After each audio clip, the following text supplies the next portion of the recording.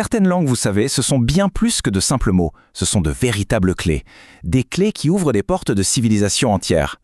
Aujourd'hui, on va explorer ensemble l'une de ces clés, la langue tibétaine, et découvrir les secrets qu'elle renferme. Alors, on commence par le tout début. 扎西 Delek. C'est la salutation la plus courante au Tibet. Mais attention, c'est bien plus qu'un simple bonjour. C'est déjà notre première porte d'entrée dans une vision du monde complètement différente, une façon de penser unique. Dakpo Rinpoche l'a dit mieux que personne. Le tibétain est un trésor. Alors, pour cette exploration, on va se prendre pour des chasseurs de trésors. On part ensemble à la recherche des richesses cachées dans cette langue absolument fascinante. Bon, pour comprendre le trésor, il faut d'abord comprendre comment la clé a été fabriquée. Alors, plongeons dans les origines de l'écriture tibétaine. Et vous allez voir, ce n'est vraiment pas le fruit du hasard. L'histoire nous transporte au 7e siècle. C'est un moment crucial pour le Tibet. Le roi de l'époque, Songtsen Gampo, il envoie son ministre, Tomi Sambota, en Inde avec une mission très précise. Créer un système d'écriture pour la langue tibétaine. Le but principal, pouvoir traduire les textes sacrés bouddhistes qui commençaient à arriver dans le pays. Et ce qui est incroyable, c'est que de cette mission sont nées non pas une, mais deux écritures. Regardez bien. À gauche, on a Lukshen, l'écriture à tête. On voit tout de suite qu'elle est très claire, très formelle. C'est parfait pour les textes importants, les livres sacrés. Et à droite, on a Lumé, l'écriture sans tête. C'est la version rapide, cursive, un peu comme notre écriture attachée, pour les notes de tous les jours. La langue s'est tout de suite adaptée à ces différents besoins. Allez, on passe à la structure de la langue. La grammaire, je sais, ça a une réputation un peu ennuyeuse. Mais ici, c'est différent. C'est une véritable fenêtre sur la manière dont une culture voit et organise le monde qui l'entoure. Prenons un exemple qui va tout de suite nous frapper. Pour dire « je suis plus grand que toi », la logique est en quelque sorte inversée. On dit littéralement « toi que je suis plus grand ». La particule qui marque la comparaison, elle vient après l'élément comparé. Ce n'est pas juste une petite règle de grammaire, ça nous force à réorganiser notre pensée, à voir les relations d'un œil nouveau. Et là, attention, on touche à une subtilité qui en dit vraiment long sur la philosophie tibétaine. Le verbe « être » n'est pas le même selon la source de l'information. C'est comme si la langue demandait constamment « comment le sais-tu » ?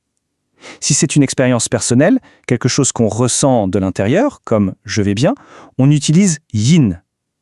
Mais si c'est une observation extérieure, un fait qu'on constate, comme « tu vas bien », on utilise « red ». La langue elle-même fait la différence entre le savoir intime et le savoir observé. C'est fascinant, non ? Bon, on a vu la grammaire, la logique, maintenant passons aux mots eux-mêmes. Le vocabulaire du quotidien, c'est lui qui nous raconte la vie, l'environnement, la texture d'un pays. On s'immerge un instant. On est dans un village tibétain. On voit cet élément, simple mais absolument essentiel à la vie. Comment est-ce que la langue le nomme ? Et voilà, la langue nous pose une question toute simple. Qu'est-ce que c'est ? C'est une invitation à observer et à nommer le monde. Et la réponse, c'est un puits. Simple, direct. C'est comme ça que la langue s'ancre dans le réel, à travers ces échanges qui nous permettent de nommer les choses une par une. Une autre chose très intéressante, c'est que le tibétain fonctionne souvent comme un jeu de construction. On prend une brique, le mot demain. On prend une autre brique, le mot matin. On les assemble et hop, on a demain matin. Cette structure très logique rend la langue à la fois systématique et finalement assez accessible. Forcément, le vocabulaire est toujours un miroir du paysage. Pour le pays des neiges, ce n'est donc pas une surprise de trouver tout un tas de mots pour décrire la météo, les saisons, la pluie et bien sûr la neige. Chaque mot est une trace de l'adaptation de l'homme à son environnement. Bon, après ce voyage dans la langue, parlons un peu du présent. Parce qu'une langue, ce n'est pas une relique du passé, c'est un organisme vivant. Et pour le tibétain, sa survie est aujourd'hui un enjeu absolument majeur. Le tournant, c'est l'année 1959, qui a forcé une grande partie de la communauté tibétaine à l'exil.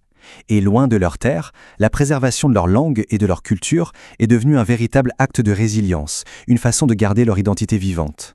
Pour maintenir cet héritage, tout un réseau d'institutions a vu le jour. C'est assez incroyable. Il y a le village d'enfants tibétains pour éduquer les nouvelles générations, l'Institut de médecine et d'astrologie pour préserver les savoirs traditionnels, l'Institut des arts du spectacle pour que les traditions artistiques continuent de vibrer. Chacune de ces institutions, c'est un pilier qui soutient la culture tibétaine. Et toute cette histoire, cette lutte pour la survie du tibétain, ça nous ramène finalement à une question universelle. Quand une langue s'éteint, ce ne sont pas juste des mots qui disparaissent. C'est une vision du monde entier, une bibliothèque de connaissances, une façon unique de percevoir la réalité qui s'évanouit. Alors, la question reste ouverte. Quel trésor inestimable laissons-nous s'éteindre avec chaque langue qui se tait ?